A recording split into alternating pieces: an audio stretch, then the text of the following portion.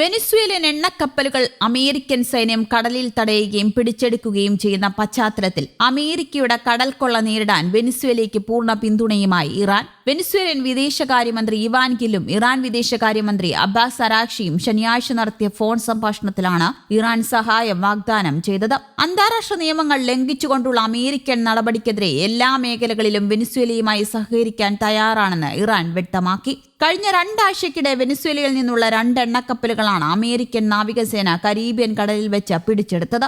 ഏറ്റവും ഒടുവിൽ ശനിയാഴ്ച പുലർച്ചെ സെഞ്ചുറീസ് എന്ന കപ്പൽ US കോസ്റ്റ് ഗാർഡ് പിടിച്ചെടുത്തതായി റിപ്പോർട്ടുകൾ പുറത്തുവന്നു. വെനിസ്വേലയിലേക്കും പുറത്തേക്കും പോകുന്ന എല്ലാ എണ്ണക്കപ്പലുകൾക്കും പൂർണ്ണമായ ഉപരോധം ഏർപ്പെടുത്തുന്നതിനായി അമേരിക്കൻ പ്രസിഡന്റ് ഡൊണാൾഡ് ട്രംപ് നേരത്തെ ഉപരോധം പ്രഖ്യാപിച്ചിരുന്നു. ഇതിനു പിന്നാലെയാണ് കപ്പലുകൾ പിടിച്ചെടുക്കുന്ന നടപടി അമേരിക്ക ശക്തമാക്കിയത്.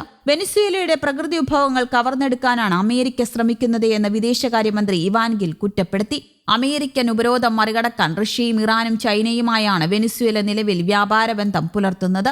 മേഖലയിലെ അമേരിക്കൻ യുദ്ധക്കപ്പലുകളുടെ സാന്നിധ്യം വരും ദിവസങ്ങളിൽ വലിയ സൈനിക നീക്കങ്ങൾക്ക് കാരണമായേക്കാമെന്ന ആശങ്കയും ലോകരാഷ്ട്രങ്ങൾക്കുണ്ട്. അതിനിടെ വെനിസ്വേലയുടെ പ്രസിഡന്റായ നിക്കോളാസ് മഡൂറയെ അധികാരഭ്രഷ്ടനാക്കാൻ കഴിഞ്ഞ 4 മാസമായി പെടാപ്പാടുപെടുന്ന US-നെതിരെ ആഞ്ഞടിച്ച ഇറാൻ രംഗത്ത്. വെനിസ്വേലയുടെ ഒരു എണ്ണക്കപ്പൽ വെനിസ്വേല തീരത്ത് നിന്നും ട്രിനിഡാഡ് ആൻഡ് ടൊബാഗോ എന്ന രാജ്യത്തിന്റെ സർക്കാരിന്റെ സഹായത്തോടെ US പിടിച്ചെടുത്തിരുന്നു.